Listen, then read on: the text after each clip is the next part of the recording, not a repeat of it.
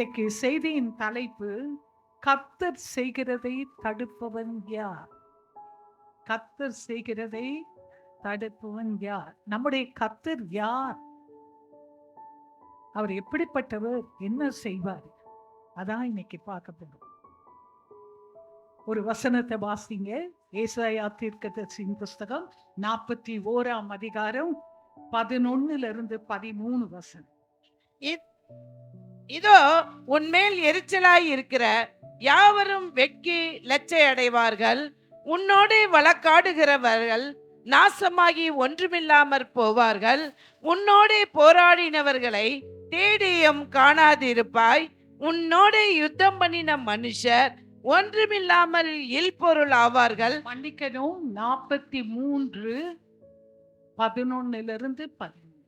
நானே கர்த்தர், நானே கர்த்தர், என்னை அல்லாமல் இரட்சகர் இல்லை, என்னை அல்லாமல் இரட்சகர் இல்லை. நானே அறிவித்து ரட்சித்து விளங்க பண்ணினேன். உங்களில் இப்படி செய்யத்தக்க அந்நிய தேவன் இல்லை. உங்களில் இப்படி செய்யத்தக்க அந்நிய தேவன் இல்லை. இல்லை. நானே தேவன் என்பதற்கு நீங்கள் எனக்கு சாட்சிகள் என்று நீங்கள் தான் எனக்கு சாட்சிகள் என்று கர்த்தர் சொல்கிறார். கர்த்தர் சொல்லுகிறார். நாள் உண்டாகதற்கு முன்னும் நானே இருக்கிறேன். என் கைக்கு தப்புவிக்கத்தக்கவன் இல்லை. நான் செய்கிறதை தடுப்பவன் யார்? என் கைக்கு தப்புவிக்கத்தக்கவன் இல்லை. தப்புவிக்கத்தக்கவன் இல்லை. நான் செய்கிறதை தடுப்பவன் யார்? தடுப்பவன் யார்? அந்த வசனத்தின் மேல் உங்களுடைய கைகளை வைங்க. கர்த்தாவே, இந்த வசனத்திலிருந்து, வசனம் தான் நீங்க கர்த்தாவே, இந்த வசனத்திலிருந்து எங்களோடு கூட நீ பேசி நீங்க யார் என்பதை எங்களுக்கு வெளிப்படுத்துங்க. நீங்க பேசுங்க, நாங்க கேட்கிறோம். கர்த்தாவே, உங்களுடைய சனத்துக்கு நீங்க யார் என்பதை வெளிப்படுத்தி காட்டுங்க கர்த்தாவே. எங்களுடைய விசுவாசத்தை வர்த்திக்க பண்ணுங்க. இன்றைக்கு எங்களோட நம்பிக்கை உங்க மேல ஆழமாய் வரும்படியாய், ஆழமாய் எங்களோட நம்பிக்கை உங்க மேல வைக்கப்படும்படியாய், நம்புவேன் என் இயேசுவை முடிவு பரியந்தம் நம்புவேன் என்று நாங்கள் பாடுறது போல, முடிவு பரியந்தம். இன்னைக்கு நம்புகிறது இல்ல கர்த்தாவே, நாளைக்கு நம்புகிறது இல்ல, சில மாதங்கள் சில வருடங்களுமே நம்புவதல்ல, முடிவு பரியந்தம் எங்களுடைய ஜீவன் உள்ளவரை ஆயுட்காலம் முழுவதும் உங்களையே நம்பத்தக்கதான ஒரு கிருபையை இந்த நாளிலே பிள்ளைகள் ஒவ்வொருவருக்கும், அடியாளுக்கும், எங்கள் ஒவ்வொருவருக்கும் தரும்படியா நாங்கள் ஜெபிக்கிறோம். அது கரத்தில் ஒப்பு கொடுக்கிறோம். நீங்க பேசுங்க, நாங்க கேட்கிறோம். வாயாக மாத்திரம் அடியாளை பயன்படுத்துவீரா. உமது இருதயத்தில் உள்ளதை உடைய பிள்ளைகளுக்கு வெளிப்படுத்துவீரா. இயேசுவின் நாமத்தில் கேட்கிறோம், ஜெபம் கேட்ட பின்னால். ஆமென், ஆமென். கர்த்தருக்கு மகிமை உண்டாகட்டும். அருமையான தேவனுடைய பிள்ளைகளே, இந்த செய்தியை நான் வேறொரு செய்தியை எடுத்தேன். நான் எடுத்து ஏறக்குறைய முடிச்சு எடுக்கும்போது ஆண்டவர் இது இல்ல என் ஜனத்துக்கு செய்தி என்று சொல்லி இன்னொரு செய்தியை கொடுத்தார். அது எனக்கு ரொம்ப கஷ்டமா இருந்துச்சு. இவ்வளவு கஷ்டப்பட்டு ஒரு செய்தியை எடுத்துட்டேன், அதையே சொல்லிடுறேன் ஆண்டவரேன்னு சொன்னேன். இல்ல, ஆனா கர்த்தர் கொடுத்த வசனம் எல்லாம் ரொம்ப எல்லாருக்கும் ரொம்ப தெரிஞ்ச வசனம். அப்பவும் சொன்னேன், ஆண்டவரே இது எங்க எல்லாருக்குமே தெரியுமே, தெரிஞ்சதுதான், தெரிஞ்சதுல இருந்து புதுசா சொல்லி தெரிஞ்சதுல இருந்து விசுவாசத்தை வர்த்திக்க. என் ஜனம் ரொம்ப சோர்ந்து போயிருக்காங்க, என் ஜனம் ரொம்ப சோர்ந்து போயிட்டாங்க. இந்த ஜனத்துக்கு நான் யார் என்பதை சொல்லி இந்த திட்டமாய் ஆண்டவர் பேசினாலதான் இந்த வசனத்தை உங்களுக்கு சொல்லுகிறேன். ஆகவே சற்று கவனமாய் கேளுங்க. நேரம் சரியாக 11:25. இதை நல்ல கவனித்து கேளுங்க தேவ பிள்ளைகள். இஸ்ரவேல் ஜனங்கள், இது கர்த்தர் சொல்றாரு, தேவன் நமக்கு கொடுக்கிற நான் செய்கிறதை தடுப்பவன் யார் என்று கர்த்தர் நேரடியா நம்ம பார்த்து, நீனே அதற்கு சாட்சி, நீங்களே அதற்கு சாட்சிகள் என்று சொல்லி நம்மை சாட்சியாக வைக்கிறார். அப்ப கர்த்தர் செய்வார். கர்த்தர் செய்ய போகிறதை நான் உங்களுக்கு அறிவிக்கிறார். எனக்கும் உங்களுக்கும் அவர் செய்ய போகிறதை அறிவிக்கிறார். நிறைய தெய்வங்களை பத்தி சங்கீதம் 115 நாம் வாசிக்கிறோம். நம்ம எல்லாருக்கும் தெரியும், இஸ்ரவேல் ஜனங்களை ஆண்டவர் விடுதலையாக்கி வனாந்திரத்திலே கொண்டு வந்த போது அவங்க எதிர்பார்த்து வந்ததெல்லாம் வேற. ஆனா வனாந்திரத்திலே வந்த போது சோர்ந்து போயிட்டாங்க. சோர்ந்து போய் கூட்டிட்டு வந்த மோசேயை சீனாய் மலையிலே நியாயப்பிரமாணத்துக்காக வாங்குறதுக்காக போன சாட்சிகளை வாங்க போன போது 40 நாள் தான். 40 நாள் அவரை காணோம். உடனே ஜனம் என்ன பண்ணிக்கிட்டாங்க, எங்களை கூட்டிட்டு வந்த மோசேக்கு என்ன சம்பவித்ததோ தெரியல, எங்களுக்கு முன் செல்லும் தெய்வத்தை உண்டு பண்ணு என்று சொல்லி ஆரோன ரொம்ப ஃபோர்ஸ் பண்ணி கல்லெறிய போய் ஆரோனும் பயந்து, மனுஷனுக்கு பயப்படுகிற பயம் கண்ணியை வருவிக்கும். ஆரோனும் பயந்து, சரி கொண்டு வாங்க உங்க நகைகள் எல்லாம் சொல்லி ஒரு தெய்வத்தை உண்டு பண்ணி கொடுத்தார். இஸ்ரவேல் ஜனம் அவருடைய கோத்திரத்துக்கு ஏத்த மாதிரி அவங்க போற இடத்துல அந்த தெய்வங்களுக்கு பெயர்களை வைத்து, வித்தியாசமான பெயர்களை வைத்து விக்கிரகங்களை வழிபட ஆரம்பித்தார்கள். ஆண்டவர் பார்த்து ரொம்ப துக்கப்பட்டு இவ்வளவு இந்த ஜனங்களுக்கு அற்புதம் செய்தேன், இன்றைக்கு விக்கிரகங்களை வழிபடுகிறார்களே என்று சொல்லி எலியா தீர்க்கதரிசி சொல்றாரு, பாகால் தெய்வமானால் 2 ராஜாக்கள் 18:21 வாசிக்க வேணாம். பாகால் தெய்வமானால் பாகாலை கூப்பிடுங்க, கர்த்தர் தெய்வமானால் கர்த்தரை வழிபடுங்க. கர்த்தரும் தெய்வங்களில் ஒருவர் அல்ல, கர்த்தரும் தெய்வங்களில் ஒருவர் அல்ல,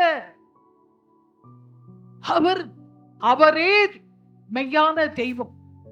கர்த்தர் தெய்வமானால் கர்த்தரை வழிபடுங்க, இல்ல பாகால் தெய்வமானால் பாகாலை வழிபடுங்க, அவரை தேடுங்கன்னு சொல்லி ஜனங்களுக்கு சவால் விடுகிறார் எலியா தீர்க்கதரிசி.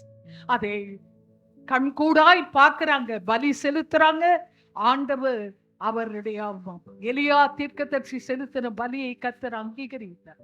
அதை கண்கூடாய் பார்த்த ஜனங்கள் இன்றைக்கும் ஆண்டவராகிய கர்த்தர் நம் நடுவிலே எத்தனையோ அற்புதங்களை அதிசயங்களை செய்தாலும் அநேகருக்கு கஷ்டங்கள் பாடுகள் வரும்போது ஆண்டவர் இருக்கிறாரா? உண்மையா ஆண்டவர்னு இருந்தா எனக்கு இவ்வளோ கஷ்டம் வருமான்னு சொல்லி அங்கலாய்க்கிறோம் இல்லையா ஜனங்கள்? அததான் சொல்றார் ஆண்டவர். இஸ்ரவேல் ஜனங்களும் அப்படிதான் அங்கலாயித்து ஆண்டவரை விட்டு சீக்கிரம் வழி விலகி போனார். ஒரு அருமையான ராஜா இருந்தார். 2 நாளாகமும் 16:9 வாத்தீங்க.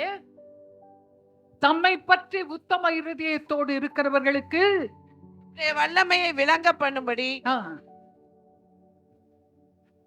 கர்த்தருடைய கண்கள் பூமி எங்கும், உத்தமர் யாருன்னு பார்க்க கர்த்தருடைய கண்கள் பூமி எங்கும் உலாவிக் கொண்டிருக்கிறதா. இந்த விஷயத்தில் நீங்கள் மதியில்லாதவராயிருந்தீர், ஆகையால் இது முதற்கொண்டு உமக்கு யுத்தங்கள் நேரிடும் என்றார். ஆண்டவர் ஆசா ராஜாவை பார்த்து சொல்றார். அந்த 16ஆம் அதிகாரத்தை நீங்க வீட்டுல போய் வாசித்து பாருங்க, கட்டாயம் வாசிங்க.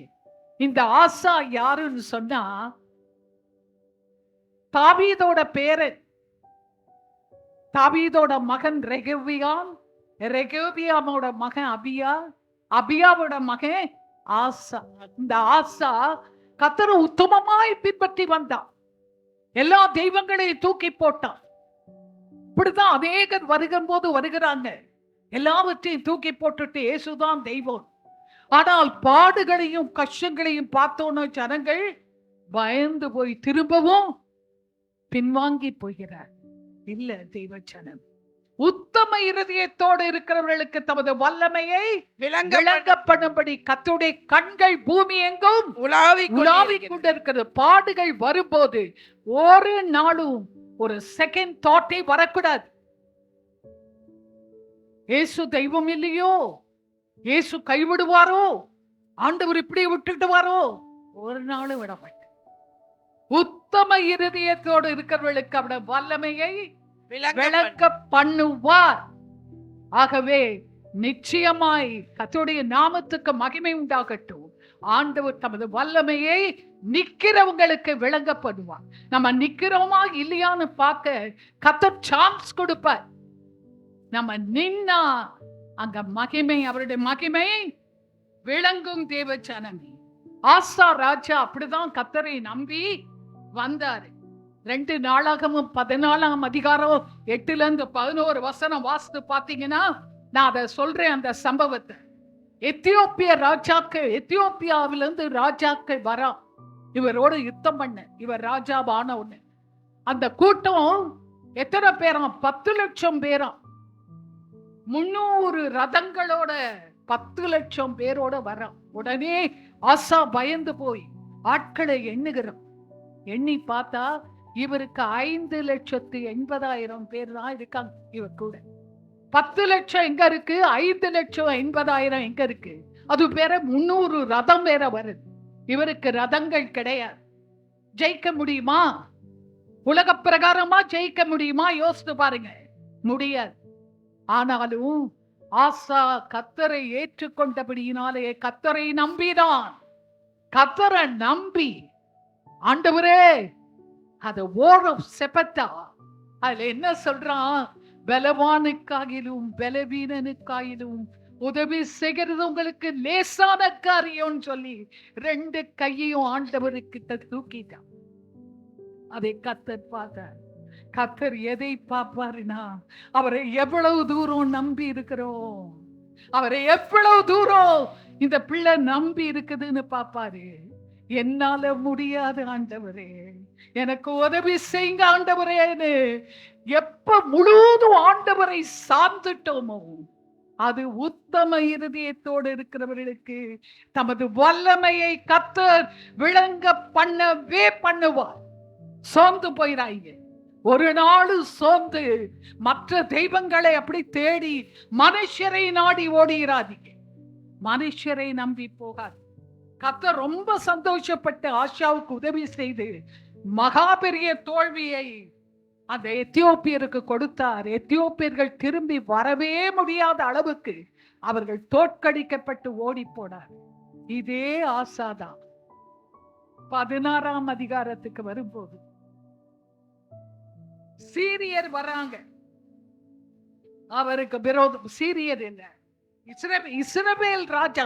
இஸ்ரவேல்ல தாவீது இருந்த வரைக்கும் தாவீது சமஸ்த இஸ்ரவேலையும் ஆண்டார். இஸ்ரவேலையும் ஆண்டார், யூதாவையும் ஆண்டார்.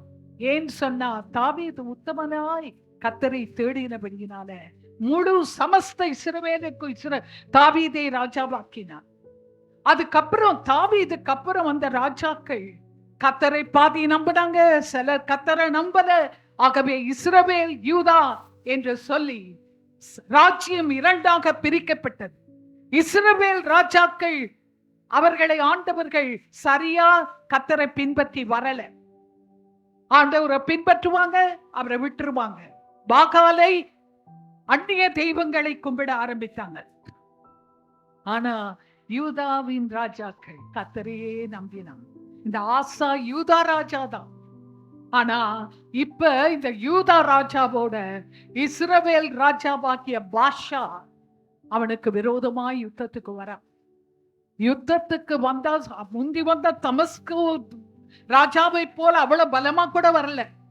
அவன் வந்த உடனே பாவம் இந்த ஆசா நடுங்கி போன. இப்படிதான் அநேக பிள்ளைகள் நாம் நல்லாதான் ஓடி கர்த்தரை நம்பி ஆண்டவரை நம்புறேன் ஜெயத்தை எடுத்து வருவோம். பிசாசு நம்ம மேலதான் கண்ணை வச்சுட்டே இருப்பான். இவ்வளவு நம்புறியா ஆண்டவரை, பாரு உனக்கு என்ன பண்றேன்னு சின்ன பயத்தை கொடுத்துருவான். அப்படிதான் ஆசா ராஜாக்குள்ள ஒரு பயத்தை உண்டு பண்ணினான். பாஷா வரான், அவன் நகரங்களை கட்டுறான். இஸ்ரவேலுக்கும் யூதாவுக்கும் இடையில போக முடியாத அளவுக்கு உன்னை தடை பண்ணிடுவான். ஆனா சொல்லி பயத்தை கொண்டு வந்துட்டான். பயம் ஒரு கர்த்தருடைய பிள்ளைக்கு பயங்கரமான எதிரி.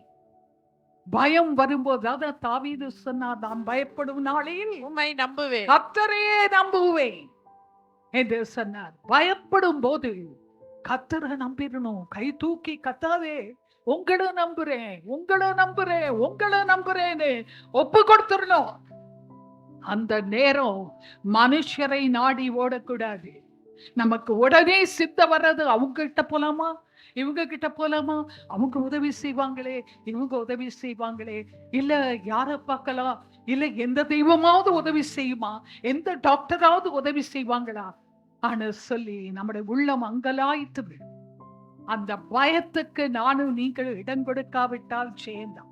பாஷா பயந்து போன, அந்த ஆசா பயந்துட்டான். பாஷா ராஜாவுக்கு பயந்து போய் இவன் என்ன பண்ணி இருக்கணும், முந்தி செப்பத்தா யுத்தத்தை போல ஆண்டவரேன்னு கூப்பிட்டு இருக்கணும். கூப்பிடல. கூப்பிடாம தந்த பொக்கிஷத்தெல்லாம் பார்த்தான். சீரியா ராஜாவோட உதவியை தேடினான். சீரியா ராஜா கிட்ட போய் இந்த பணம் எல்லாம் உனக்கு தரேன். அவன் இது பத்தாதுன்னு உடனே ஆலயத்துல இருந்த பொக்கிஷத்தையும் எடுத்து கொடுத்துட்டான்.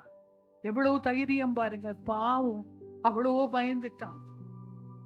ஆலயத்துல இருக்க பொக்கிஷத்தெல்லாம் கூட எடுத்து சீரியாவுக்கு கொடுத்து, சீரிய ராஜாவுக்கு கொடுத்து, எனக்கு யுத்தம் பண்ணு, எனக்கு என்னோட கூட சேர்ந்து யுத்தம் பண்ணி பாஷாவுக்கு நான் பயப்படுறேன் சொல்லி கொடுத்துட்டான். இது கர்த்தருக்கு ரொம்ப துக்கம். ஆசாவே, உனக்கு விரோதமா எத்தனையோ பேர் வந்த போது நான் உன்னை காப்பாத்தலையா? இந்த சின்ன அற்ப பாஷாவுக்கு இவனுக்கு போய் பயந்துட்டியேன்னு சொல்லி ஆண்டவர் துக்கப்படுகிறார். துக்கப்பட்டது உடனே ஆண்டவர் ஒரு தீர்க்கதரிசி அனுப்புறார். ஆனா நீ அனுப்புறாரு, போய் சொல்லு. அவர் வந்து சொல்றாரு, தீர்க்கதரிசி, நீ மனுஷனை நம்பியது என்ன ஆனா சொன்ன உடனே இவர் என்ன பண்ணி இருக்கணும், மனம் திரும்பி இருக்கணும். மனம் திரும்பல. 16ஆம் அதிகாரத்தை நீங்க வீட்டுல போய் வாசித்து பாருங்க. மனம் திரும்பாம அந்த தீர்க்கதரிசியும் போய் ஜெயில போட்டான், சிறையில போட்டுட்டான். அது கர்த்தருக்கு ரொம்ப துக்கமாயிருச்சு. இப்படிதான் யாராவது நமக்கு நம்முடைய குறைகளை சுட்டி காட்டும் போது கர்த்தருடைய பிள்ளைங்க என்ன தெரியுமா யோசிக்கிறாங்க, எங்களை சபிக்கிறாங்க, எங்களை குற்றப்படுத்துறாங்க. நினைக்காதீங்க, ஒரு நாளும் ஒரு உண்மையான தேவ பிள்ளை உங்களை குற்றப்படுத்துவதற்கல்ல, ஊழியக்காரர்கள் உங்களை குற்றப்படுத்துவதற்கல்ல, நானும் நீங்களும் திருந்தி வாழதான் சில குறைகளை நமக்கு எடுத்து சொல்லும் போது தயவாய் அதை ஏற்றுக்கொள்ள. தாவீது யாராவது அவரை குற்றப்படுத்தினா, நீதிமானே தயவாய் கொட்டட்டும், அது என் தலைக்கு எண்ணெயை போல இருக்குமா. ஆகவே யாராவது என் குறைய உங்க குறைய சொல்லும் போது மனதார ஏற்றுக்கொள்ளுங்க. அவங்க மேல கோவப்படாது, திருத்திக் கொள்ளுங்க. திருத்தணும். என்னவங்க கண்டிச்சுட்டாங்க, நான் ரைட் சொல்லாதீங்க. நம்ம எல்லாரும் குறைவுள்ளவர்கள் தான். எத்தனையோ விஷயத்துல தவறுகிறோம் நம்மை அறியாமே. ஆகவே குற்றப்படுத்தும் போது கோவப்படாது. மனுஷரை நம்பாதீங்க. வியாதி வரும்போது அந்த டாக்டர் போலாமா, இந்த டாக்டர் போலாமா, டாக்டர் சொல்லுவது ரொம்ப உண்மை மாதிரி இருக்கும். நான் ரொம்ப அடிப்பட்ட ஆள், அப்படி அவங்க சொல்றது நம்புறது மாதிரி இருக்கும். எல்லா சிம்டம்ஸும் நமக்கு இருக்கும். ஆமா, இப்படி பண்ணுது, அப்படி பண்ணுது, எல்லாம் அப்படிதான் இருக்கும். உடனே நம்பி அவங்ககிட்ட ஒரு ட்ரீட்மெண்ட், அது சரியாலனோ இன்னொரு டாக்டர், இப்படி மனுஷனை நம்பி நானும் நீங்களும் ஓடுறோம். ஆசா ராஜா அப்படிதான் பண்ணார். ராஜாவுக்கு இப்ப ஆண்டவர் ரொம்ப தீர்க்கதரிசியை போட்டோன்னு கோபப்பட்டு அவனுக்கு காலில் வியாதி வந்துருச்சு. இப்பயாவது அவன் என்ன பண்ணி இருக்கணும், ஆண்டவருடைய கோபத்தை அறிந்து கர்த்தரை தேடி இருக்கணும். கர்த்தரை தேடல,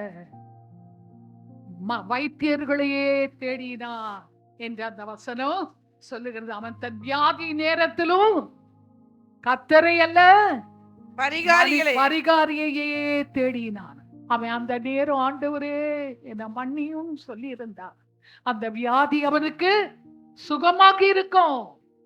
மனுஷரை நம்பாத, என்னை தவிர உன்னை ரட்சிக்க யாரும் இல்லை.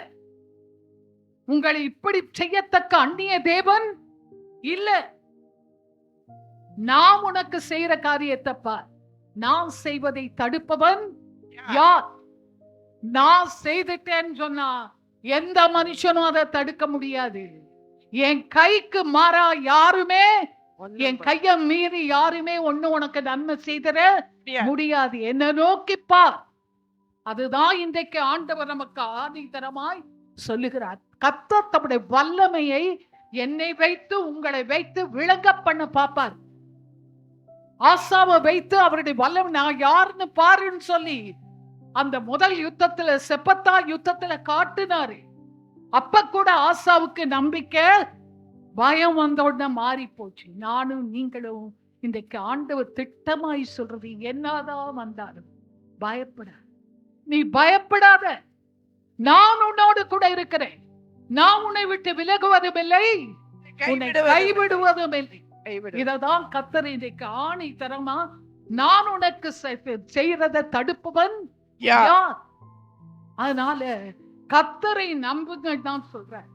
மனுஷரை அவருடைய வல்லமையை விளம்பர பண்ண உங்ககிட்ட இருந்து என் மூலமா உங்க மூலமா அவருடைய வல்லமையை கர்த்தர் யாருன்னு வெளிப்படுத்த ஒரு சந்தர்ப்பத்தை தேடிதான் பல பிரச்சனைகளை அனுமதிக்கிறார்.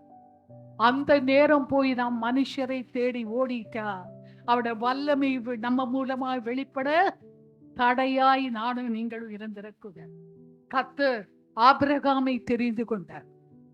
ஆதியாகமம் 15:4 உங்க எல்லாருக்கும் தெரியும்.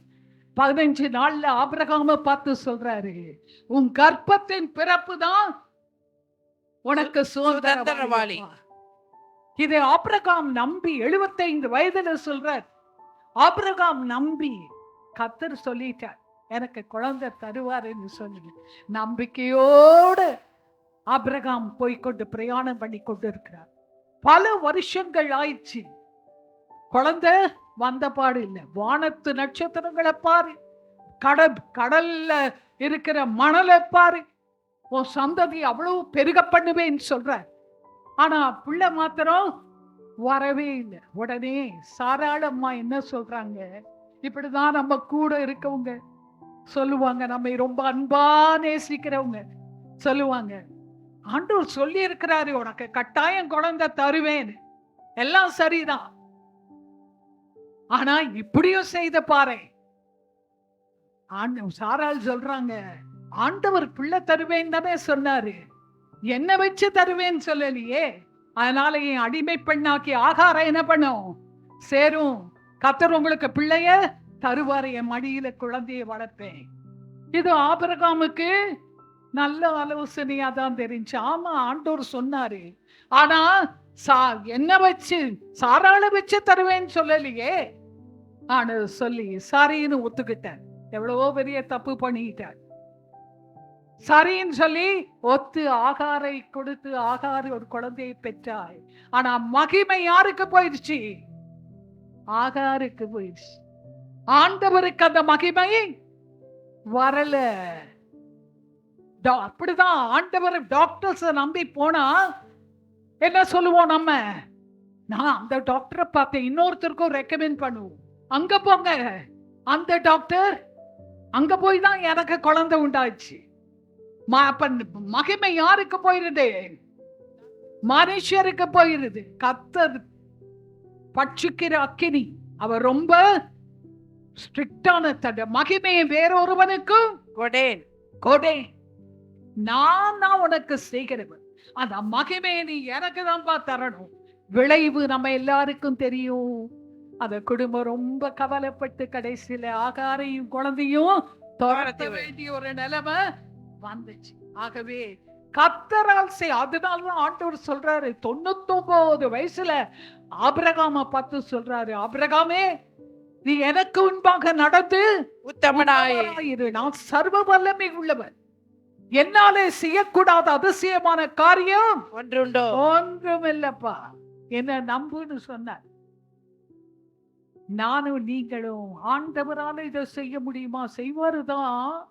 ஆனா ஆண்டவரால இதை செய்யணும், அது ஆண்டவர் தான் காட்டுறாரு, அந்த உதவி இந்த உதவி. ஆனா நாமே ஒரு ஆலோசனை பண்ணிக்கிட்டு எல்லாம் மனுஷ ஆலோசனையை கேட்டுக்கிட்டு ஓடிரும். அப்படிதான் செய்யாத என் மகளே, என்ன நம்பு மகனே, என்ன நம்பு என் மகளே. கர்த்தர் இன்னைக்கு நம்மை உறுதிப்படுத்தும்படியாய் கர்த்தருடைய ஆவியானவர் கர்த்தருடைய கரத்தில் ஒப்பு கொடுத்து கர்த்தரை சேர்ந்து கர்த்தரையே சார்ந்து கொள்ளுவோமானால், எனக்கு முடியலப்பா, என் பலன் இல்லப்பா. ஆபிரகாமுக்கு பலன் இருந்துச்சு. ஏன் ஆண்டவர் 90 வயசு 100 வயசு வரைக்கும் காத்திருந்தாருன்னா, ஆபிரகாமுக்கு பிள்ளை பெற பலன் இருந்துச்சு. அவருடைய பலன் சாகிற வரைக்கும் அவருடைய பலன் இருந்தா கூட என்ன பண்ணி இருப்பாரு ஆபிரகாம், என் சரீரம் இன்னும் நல்லாதான் இருக்குப்பா சொல்லி அவருடைய மகிமையை தனக்கு எடுத்திருப்பார். அதனால சரீரம் சாகிற வரைக்கும், எபிரேயர் 11:12 வாசிங்கம்மா அந்த வசனத்தை, சரீரம் செத்தவன் என்று எண்ணத்தகும் ஒருவனாலே. எபிரேயர் 11:12.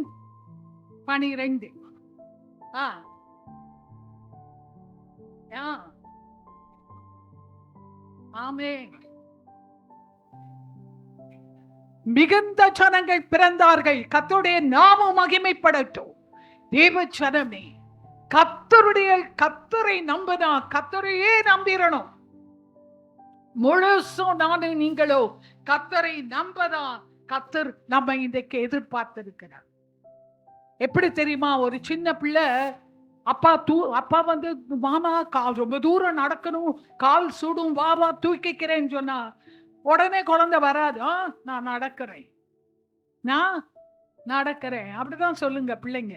சாப்பாடு போட்டு ஊட்டுறேன்னா கூட நான் சாப்பிடுறேன், நான் பண்றேன் எல்லாத்துக்கும் நான் பண்றேன்னு வரும்.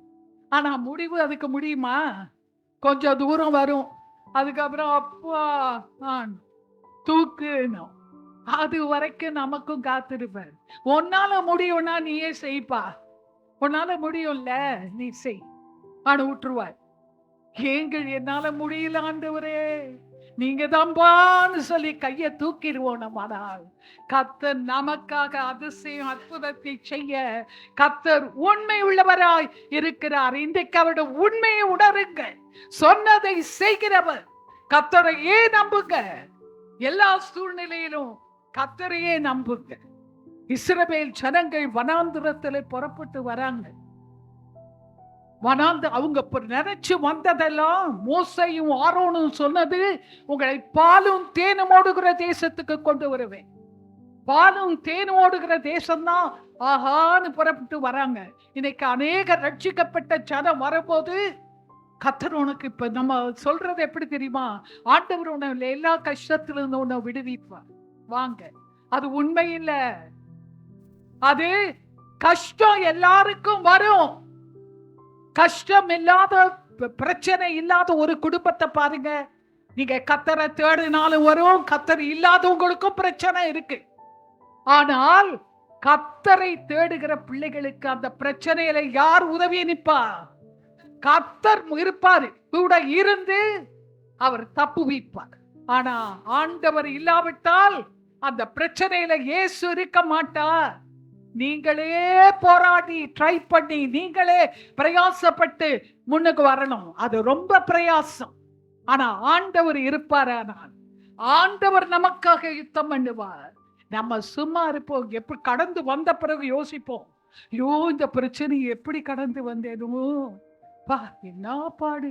ஒரு நாளைக்கு யோசிச்சு பார்த்தா சொல்லுவோம், எப்படிதான் இத கடந்து வந்தேன். நம்ம கடக்கல, அப்பா தோல்ல தூக்கிட்டு வந்தாரு. ஒரு பிள்ளையை சுமப்பது போல நம்மை சுமந்து வந்து கர்த்தர் அந்த பிரச்சனையை மாற்றி நமக்கு சந்தோஷத்தை கொடுத்திருக்கிறார். இன்னைக்கும் சொல்றாரு, நானும் துக்கத்தை சந்தோஷமாய் மாற்றுவேன். அருமையான தேவனுடைய பிள்ளைகளே, இஸ்ரவேல் ஜனங்கள் பார்த்து வந்ததெல்லாம் கானான் தேசத்தை. ஆனா முன்னுக்கு வனாந்திரம், பின்னுக்கு திடீர்னு பார்த்தா பார்வோன் பார்க்கிறாரு, முன்னுக்கு இப்ப சமுத்திரம். இவங்க வனாந்திரத்துல கரடு முரடு. இன்னைக்கும் எருசலேமில் நீங்க போய் பார்த்தா அப்படிதான் இருக்கான். கரடு முரடு. இந்த கரடு முரடுல எப்படி ஜனங்க நடந்து வந்தாங்க ஆனுதான் ஜனங்க பார்க்கிறாங்க.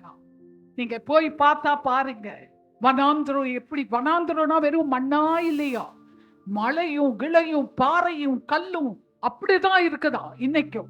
அந்த வனாந்திரம் தான் இஸ்ரவேல் ஜனங்களை பார்த்த உடனே ஜனம் சோர்ந்து போயிட்டாங்க. அது மாத்திரம் இல்ல, முன்னுக்கு பார்த்தா சிவந்த சமுத்திரம் பயங்கரமா புரண்டு வருது. எப்படி கடந்து போறது மோசே? மோசையை பாக்குறாங்க. பின்னுக்கு திரும்பி பார்த்தா பார்வோன் சொல்றான், இவங்கள வனாந்தரத்துல கடல் அடைச்சு போட்டுருச்சு, செங்கடல், முன்னுக்கு போக முடியாது. பின்னுக்கு நம்ம போய் அடிச்சு இவங்கள, நமக்கு வேலை செய்ய ஆள் இல்லை, இவங்களை குடிச்சிட்டு வந்துடலாம்னு சொல்லி எகிப்தியர்கள் இவங்களை தொடர்ந்து வர்றாங்க. பின்னுக்கு பார்க்கறாங்க, பார்வோனின் சேனை வருது. இஸ்ரவேல் ஜனங்களுக்கு எப்படி இருக்கும்? மோசே, ஆரோன், நீங்க எங்களை ஏமாத்திட்டீங்க. வனாந்தரத்துல கொண்டு வந்து எங்களை எகிப்து தேசத்துல இந்த 6 லட்சத்துக்கு மேலான ஜனங்களை அடக்கம் பண்ண இடம் இல்லைன்னு எங்களை ஏமாத்தி இப்ப என்ன பண்ணிட்ட மோசே? இந்த வனாந்திரத்துல கொண்டு வந்து எங்க எல்லாரையும் கொண்டு வந்துட்ட. கல்ற தோட்டத்தை தான் பாக்குறோம் ஆனா சொல்லி மோசே மேல, ஆரோன் மேல எல்லா ஜனங்களுக்கும் கோபம். எல்லாரும் எப்ப அடிச்சு கொள்ளலாம் மோசே ஆரோன்னு சொல்லி பாக்குறாங்க. மோசே கர்த்தரை நோக்கி பார்க்கிற. ஆண்டவர் சொல்றாரு, நான் உனக்கு செய்ய, அந்த 14-13 வாசிங்க. பயப்படாதீங்கள். அப்பொழுது மோசே ஜனங்களை நோக்கி, பயப்படாதிருங்கள், நீங்கள் நின்று கொண்டு இன்றைக்கு கர்த்தர் உங்களுக்கு செய்யும் ரட்சிப்பை பாருங்கள். யாத்திராகமம் 14-13 ரைட் அம்மா, அதுதான். பயப்படாதீங்கள், கர்த்தர் உங்களுக்கு செய்யும் ரட்சிப்பை இன்றைக்கு பாருங்கள். இன்றைக்கு நீங்கள் காண்கிற எகிப்தியரை இனி என்றைக்கும் காண மாட்டீர்கள். நான் உங்களுக்கு செய்யும் ரட்சிப்பை பாரு. ஆண்டவர் சொல்றாரு, இஸ்ரவேல் ஜனங்களே, இந்த வனாந்திரத்தை பார்க்காதீங்க, இந்த முன்னுக்கு இருக்கிற கடலையும் பார்க்காதீங்க, பின்னுக்கு எகிப்தின் சேனை வரதையும் பார்க்காதப்பா. நீ நான் உனக்கு செய்யும் ரட்சிப்பை பார், மேல பார். நம்ம அங்க இங்க பாக்குறோமே தவிர மேல பார்க்க தான் நிறைய நேரம் மறந்து போயிடும்.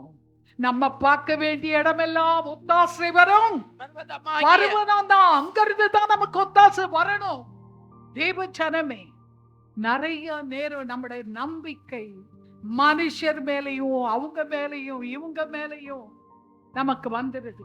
ஒரு நாளும் கர்த்தர் சொல்றாரு, என்ன பாரு, மேல பார், என்ன பாரு, நான் உனக்கு செய்யும் ரட்சிப்பை பார். அதான் நம்ம செய்ய தவறி இன்றைக்கு கர்த்தர் நமக்கு திட்டமாய் சொல்லுகிறார். இந்த வசனத்தை உங்கள் இருதயத்தில் எழுதிக்கோங்க. நான் உனக்கு செய்யும் ரட்சிப்பை பார் என்று கர்த்தர் சொல்லுகிறார். அவர் செய்கிற ரட்சிப்பை எந்த பிரச்சனை வந்தாலும், எந்த நெருக்கம் வந்தாலும், எப்படிப்பட்ட இடுக்கண் வந்தாலும், கர்த்தர் செய்கிற ரட்சிப்பை தான் பார்க்கணும், மேலதான் பார்க்கணுமே தவிர எந்த மனுஷரையும் நம்பி ஓடி போயிறாங்க. எந்த மனுஷனாலையும் உங்களுக்கு ஒன்னும், எனக்கும் உங்களுக்கும் ஒரு உதவியும் செய்ய ஆசைப்பட்டா கூட முடியாது. மனுஷன் பிரியப்பட்டா கூட முடியாது. கர்த்தர் தான் நமக்கு உதவி செய்யணும். தாவீது அதை தான் நல்லா கண்டுகிட்டாரு. தாவீது எல்லாத்தையும் பாட்டா, அனுபவம் எல்லாம் பாட்டா பாடிட்டார். நம்முடைய தாவீது இருக்கிறாரு, அவரும் நான் சின்ன தாவீதா இவரை தான் சொல்லுவேன் சபைக்கு, ஆனந்தராஜர். இப்ப நமக்கு பெரிய தாவீதா, அவருடைய அனுபவம் எல்லாம் பாட்டா கட்டியை தம்பி பாடுறார். ரொம்ப சந்தோஷம். பாடகர்கள் எழுப்புங்க, பாடகர்கள் எழுப்புங்க. இன்னும் தாவீதுக்கள் சபையிலே எழுப்புங்க, உங்க அனுபவங்களை பாடல்களாய் பாடுங்க. தாவீதுக்கு நெருக்கம் வந்துச்சு. சங்கீதம் 139:5 வாசிங்க. நான் எனக்கு முன் வெளியில இருக்கவங்க தயவு செய்து உள்ள வாங்க. வெளியில இருக்க பிள்ளைங்க தயவு செய்து உள்ள வாங்க. அருமையான வெளியில இருக்க பிள்ளைங்க உள்ள வந்து சத்தியத்தை கேளுங்க. கர்த்தர் நம்முடைய விசுவாசத்தை வர்த்திக்க பண்ண பார்க்கிறார். இன்றைக்கு சங்கீதம் 130 பிற்புறத்திலும் முற்புறத்திலும் பிற்புறத்திலும் நீர் என்னை நெருக்கி உமது கரத்தை என் மேல் வைக்கிறீர். கரத்தை என் மேல் வைக்கிறீர். தாவீது ரொம்ப நெருக்கப்படுகிறார். முன்புறமும் நெருக்கம், பிற்புறத்திலையும் அவருக்கு நெருக்கம். எத்தனை பேருக்கு கர்த்தருடைய கரம் என் கூட இருக்கணும்னு ஆசை? அல்லேலூயா, ஆமென், அல்லேலூயா. கர்த்தருடைய கரம் இருந்தா என்ன தெரியுமா நடக்கும்? நெகேமியாவோடு கர்த்தருடைய கரம் இருந்துச்சாம். அவர் எங்க போய் லீவு கேட்டாராம்? இன்னைக்கு நமக்கு நிறைய நேரம் லீவு கொடுக்க மாட்டேங்கிறாங்க. ஏன்? கர்த்தருடைய கரம் இல்லாம போயிடுறீங்க. கர்த்தருடைய கரம் என் மேல அமரணும்னு சொல்லிட்டு போங்க, என் கூட இருங்க சொல்லிட்டு போங்க. நீங்க போனாலே லீவ் சாங்ஷன் தான். நீங்க போனாலே உங்களுக்கு மரம் வேணும், கட்டடங்க ஆலயம் கட்ட மரம் வேணும், சாங்ஷன். எனக்கு இடம் வேணும், இவங்க பெர்மிஷன் கொடுக்கணும், சாங்ஷன். எல்லாமே எஸ் தான். ஏ நெகேமியாவோடு கர்த்தருடைய கரம் இருந்தது, கூட இருந்துச்சான். கர்த்தருடைய கரம் பராக்கிரமசீர வலது கரம். அந்த வலது கரம் நன்மை செய்கிற கரம். அந்த கரம் என் கூடயும் உங்க கூட இருக்கணும்னா முன்னுக்கும் பின்னுக்கும் நெருக்கம் வரணும். வந்தாதான் ஐயோ நெருக்க வேணாம் உங்க கரம் மட்டும், அதெல்லாம் ஆண்டவர் விட மாட்டார். முன்னுக்கும் நெருக்குவாரு, பின்னுக்கும் நெருக்கி அவருடைய கரத்தை என் மேல் வைக்கிறார். தாவீது அப்படிதான் அவருடைய கரத்தை காட்டி வல்லமையை விளங்க பண்ண முற்புறத்திலும் நெருக்கும், பின்புறத்திலும் நெருக்கும். பயங்கரமான நெருக்கம் தாவீதுக்கு. கர்த்தருடைய நெருக்கம் வந்த போது தாவீது என்ன பண்ணாரு? அடுத்த வசனத்துல சொல்றாரு, இந்த அறிவு எனக்கு ஆச்சரியமா இருக்கு. எட்டாவது ஆச்சரியம், உயரமாய் ஆச்சரியமும் எட்டாவது உயரமாய் இருந்தது. கர்த்தருடைய கரம் எல்லாவற்றிலிருந்தும் விடுவிச்சு விடுவிச்சு விடுவிச்சு தாவீத கொண்டு போகும். இந்த அறிவு எனக்கு எட்டாவது, எனக்கு வேணாம், நெருக்கம் வேணாம்னு நினைச்சேன். முன்புறத்திலும் வரட்டும், பின்புறத்திலும் வரட்டும், கர்த்தருடைய கரம் என் கூட இருக்கும். நான் என்ன பண்ணுவேன்? இந்த ஆச்சரியமான அவருடைய நடத்துதலை பார்த்து துதிப்பேன். அதுக்குதான் பாட்டா பாடுறாரு. சங்கீதம் 139 அவருடைய நெருக்கத்துல பாடின பாட்டுதான். அருமையான தேவனுடைய பிள்ளைகளே, நெருக்கம் வந்தா நானும் நீங்களும் முதல் பயந்துடுறோம். அந்த பயத்தை மாத்திரம் விட்டுட்டு கர்த்தரை நம்ப மேல பார்க்க பழகிக்கொள்ளும். இன்றைக்கு ஆண்டவர் ஆணித்தரமாய் நமக்கு சொல்லுவது, என் மகளே, என் மகனே, என்ன நம்பிக்கை இல்ல, மேல பார், நான் உனக்கு செய்யும் ரட்சிப்பை பார். உனக்கு வேலை அடுத்த மாசத்துல இருந்து இல்லையா? கவலைப்படாத, என்ன பார், என்னை நோக்கி பார், நான் உனக்கு செய்கிற ரட்சிப்பை பார். பணம் வேணுமா? இத்தனை லட்சம் வேணுமா? மேல பார், நாம் உனக்கு செய்யும் ரட்சிப்பை பார். இதுதான் இன்றைக்கு ஆணித்தரமாய் கர்த்தர் எனக்கு உங்களுக்கும் சொல்லுகிறது. சுகம் வேணுமா? கர்த்தரை நோக்கி பார். அங்க எங்கேயும் பார்த்து ஏமாந்து போயிடாத. இன்னொரு முறை தாவீது 1 சாமுவேல் 30:6 சொல்றாரு, தாவீது மிகவும் நெருக்கப்பட்டானா. வாசிங்க. தாவீது மிகவும் நெருக்கப்பட்டான். சகல ஜனங்களும் தங்கள் குமாரர் குமாரத்திகள் நிமித்தம் மன கிளேசமானதினால் அவனை கல்லெறிய வேண்டும் என்று கூடிக்கொண்டார்கள். தாவீதோ தன் தேவனாகிய கர்த்தருக்குள்ளே தன்னை திடப்படுத்திக் கொண்டான். தாவீதோ தேவனாகிய கர்த்தருக்குள்ள தன்னை திடப்படுத்திட்டான்.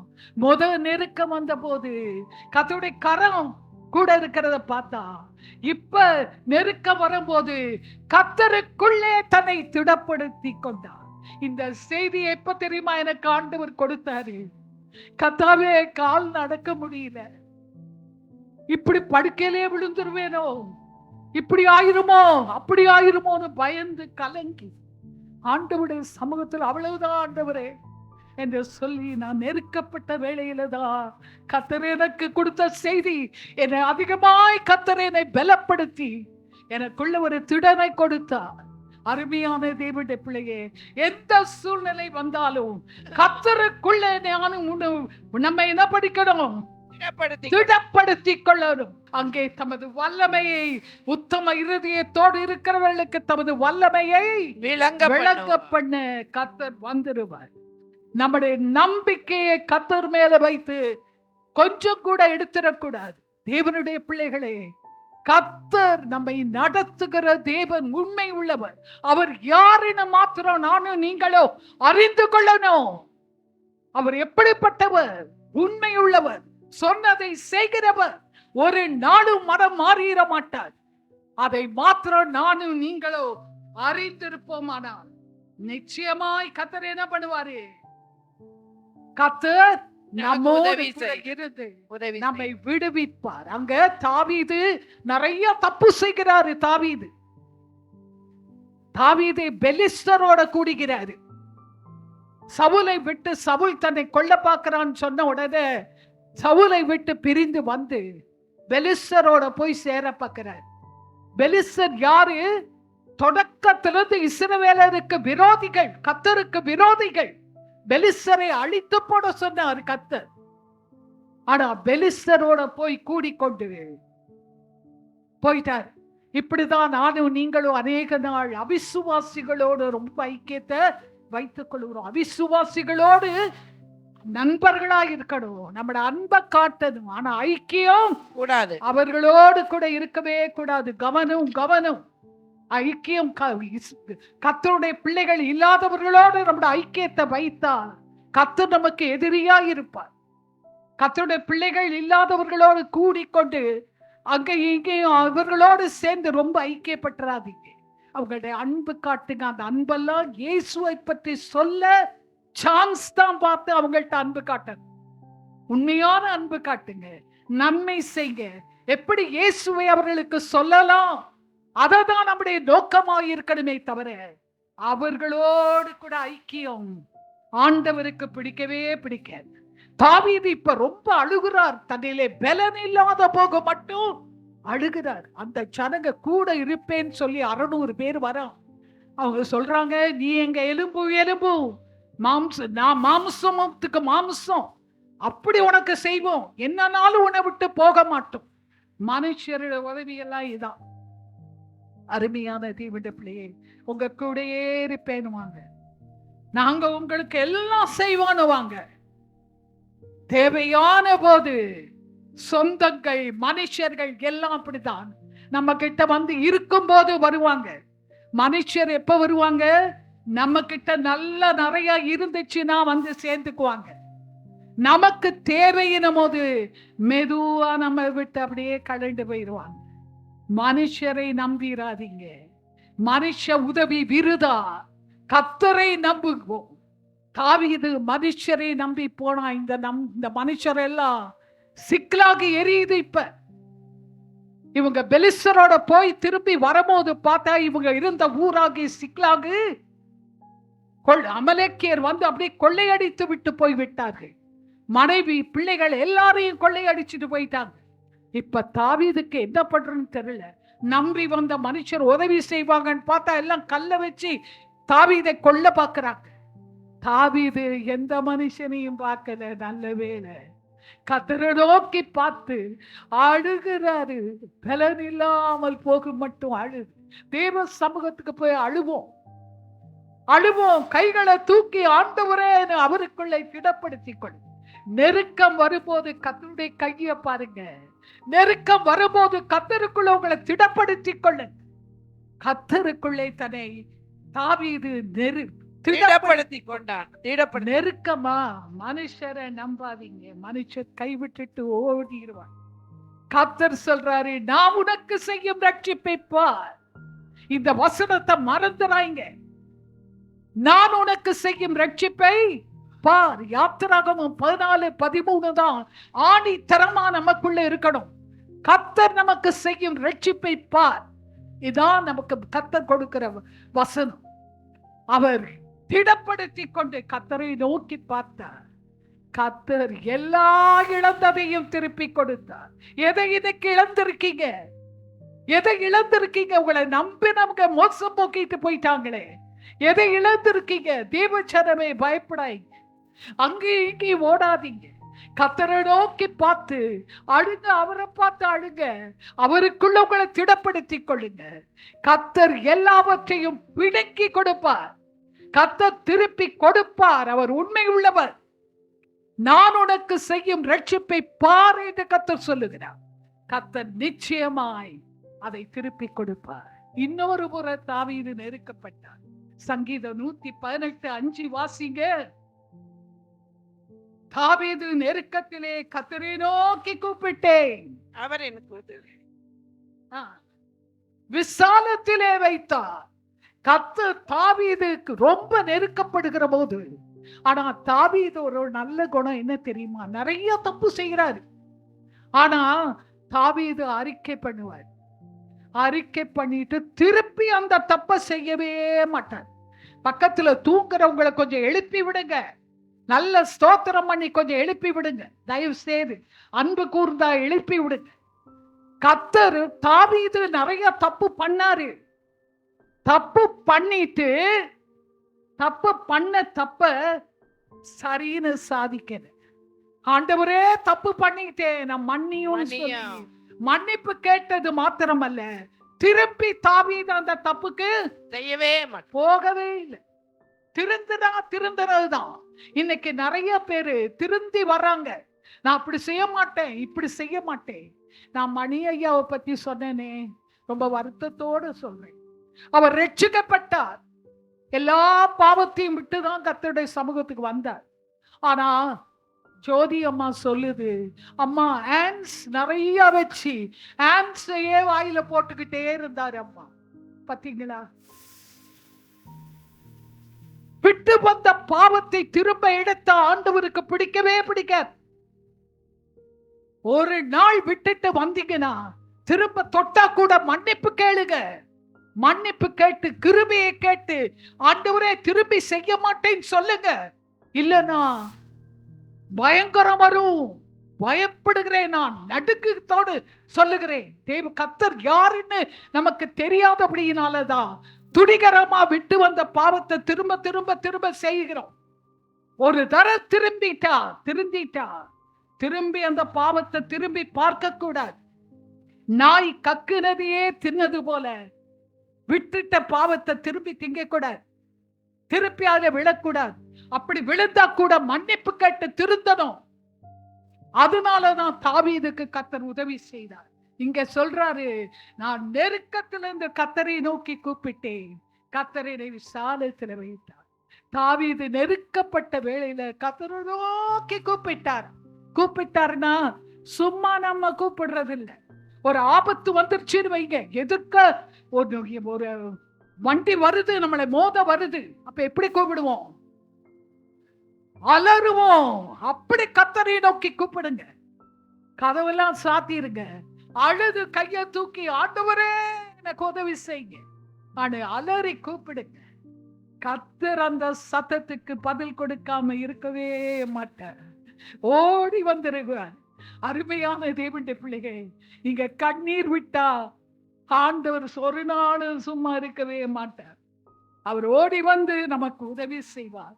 தாவீது எல்லாராலையும் நெருக்கப்பட்டு ஒடுக்கப்பட்டார்.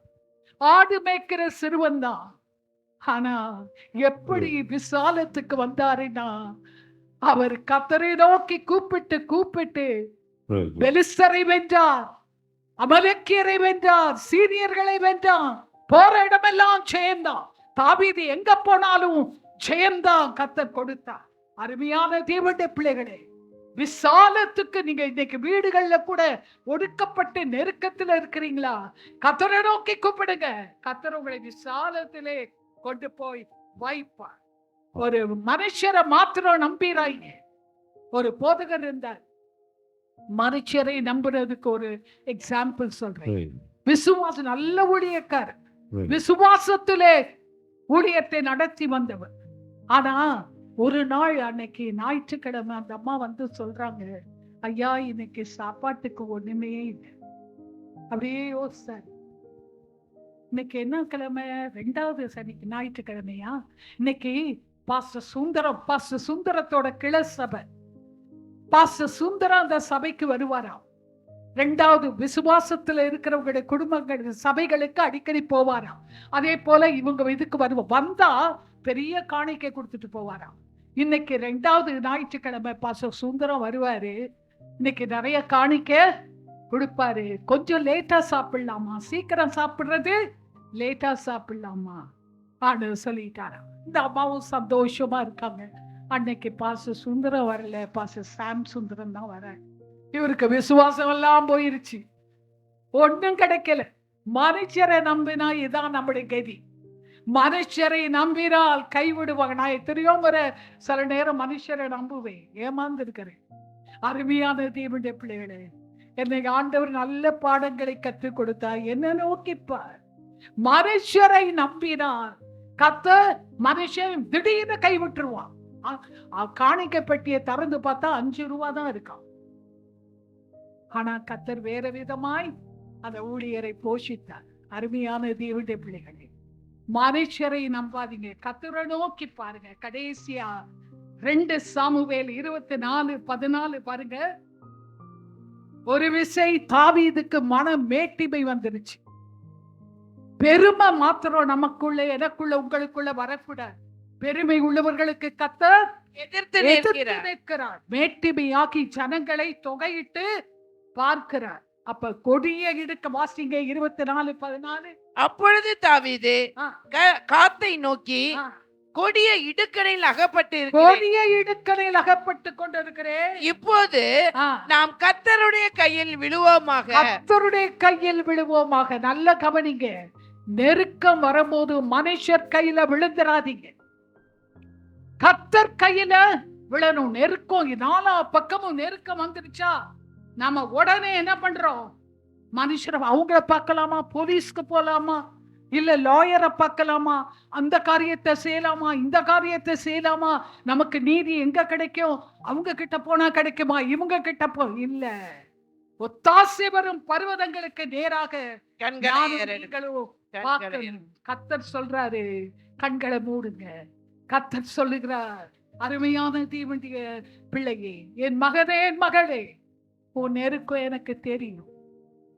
நீ நினைக்கிற நான் உன்னை பார்க்கல, நான் உன்னை பார்த்துக்கிட்டு தான் இருக்கேன். நீ சொல்ற எனக்கு வழி தெரியல ஆண்டவரே, முன்னுக்கும் போக முடியல, பின்னுக்கும் போக முடியல, சாவை தவிர, மரணத்தை தவிர எனக்கு வேற வழி இல்லை ஆண்டவரே. என் பிரச்சனையே பயங்கரமா இருக்கு, எனக்கு என்ன செய்யறதுனே தெரியல ஆண்டவரே, நான் நெருக்கப்படுகிறேன். இன்றைக்கு ஆண்டவர் சொல்றாரு, என் மகனே, என் மகளே, நான் உனக்கு செய்யும் ரட்சிப்பை பார், நான் உனக்கு செய்யும் ரட்சிப்பை பார் என்று கர்த்தர் சொன்னார்.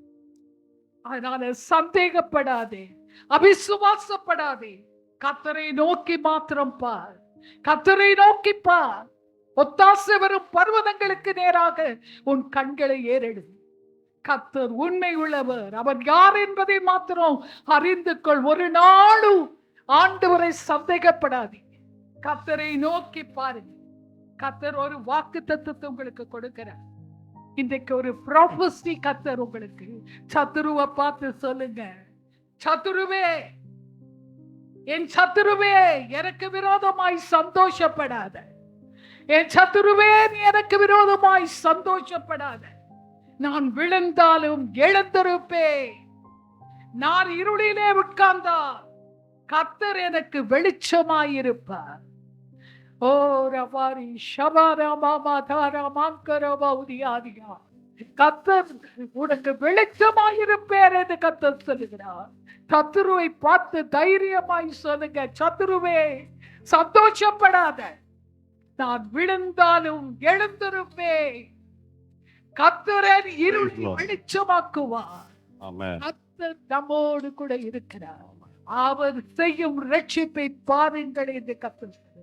இன்றைக்கு உங்களுடைய விசுவாசத்தை கர்த்தர் மேல் வைத்து உங்களுடைய நம்பிக்கை அவர் மேலே உறுதிப்படுத்திக் கொள்ளும்படியாக கர்த்தர் எதிர்பார்க்கிறார்.